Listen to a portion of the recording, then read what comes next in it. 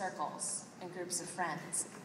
If you visited campus during the week in the hustle and bustle of class time, have you noticed the overwhelming number of students who hold doors for one another?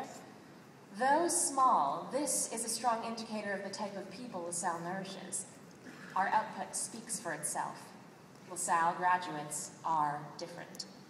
We succeed not only because of the strong education and experience received in the field, but because of the unique values and LaSallian approach to college education.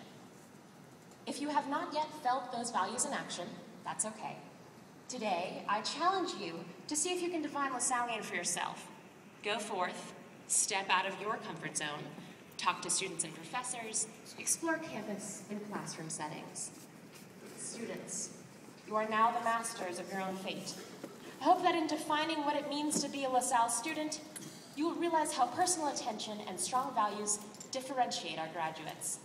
The most important thing you can do in picking your university is choosing an environment that will allow you to thrive.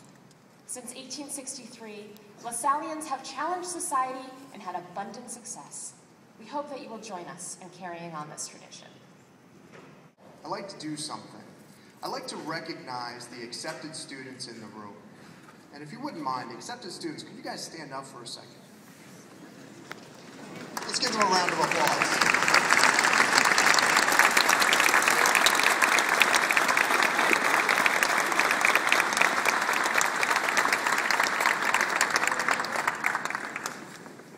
You did it. Now, as the director of admission, kind of in an unusual spot here today. It's not my job to talk to you about SATs. It's not my job to talk to you about college essays or the application process, because all of us, parents included, we've all been through that process already, and you've already made it. No, my job here today is to answer a simple question that may have crossed your minds at some point in the last few months, and that is, why was I accepted to LaSalle University? LaSalle University alum, professor, an author, a Christian brother, a proud native Philadelphian, and our university president. Ladies and gentlemen, it gives me great pleasure to introduce you to the president of LaSalle University, Brother Michael J. McGuiness.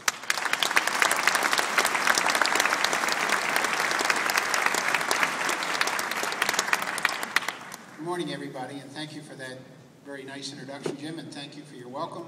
But my job is to welcome all of you to a beautiful spring day, which I ordered specifically, and to our beautiful campus, and to enjoy getting a sense of what it is to come to LaSalle University. And hopefully, I guess you will get to define the word LaSallian. And I have to tell you something about that word. If you go in and you're using Microsoft Word, and you type it in, and you ask for the corrections, you know, when you do the grammar check, it comes back lasagna. That the spiritual side of life really matters, and that's what kind of ties all these things together.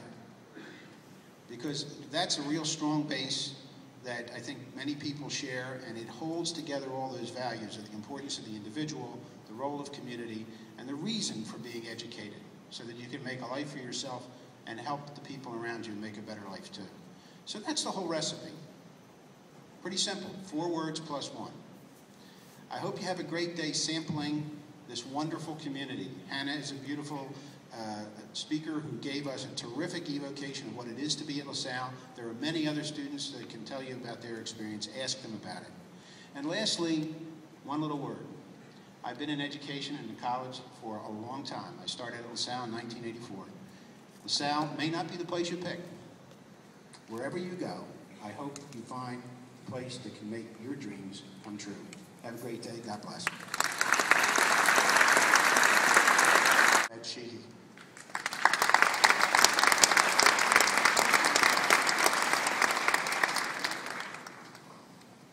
Good morning. Good morning. I can't hear you. Good morning. Who lives in a pineapple under the sea? SpongeBob SquarePants. Good. We're off to an excellent start. Okay. As Jim mentioned, my name's Brother Ed Sheehy. I teach history here at the university, among other things that I do. And I graduated in 1968 and returned in 1988. And the yearbook in 1988 asked me what had changed at LaSalle. What were some of the differences?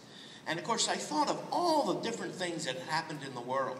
And then when I looked at LaSalle and saw the tremendous expansion of programs, of areas, of facilities, of now about 130 acres, of the purchase of the Germantown Hospital facility, which is now our thriving nursing program, of the spectacular science center, which has been developed. And I live on South Campus in a small brothers community, which when I came here 22 years ago, the university didn't even know. In fact, I live about 20 feet from a dorm with 300 students in it. Find out that students are like gerbils, all right? They sleep during the day when they don't have classes, and they're on the wheels at night, all right? Now, sometimes they're coming in when I'm getting up. See, I wake up very early, so I go on patrol, all right? And patrols in case the Ruskies attack, all right? Now, see, you laugh. The Russians haven't attacked North Philly, have they? And one of the things that happens is I think of these changes. I think of all the inventions that have occurred. Computers, cell phones. I have a cell phone, but the only person that ever calls me is my mother, all right? And she sometimes says, "Oh, sorry, wrong number," and puts it down, all right? Other inventions, you know, I don't know what I did when I was younger without the remote.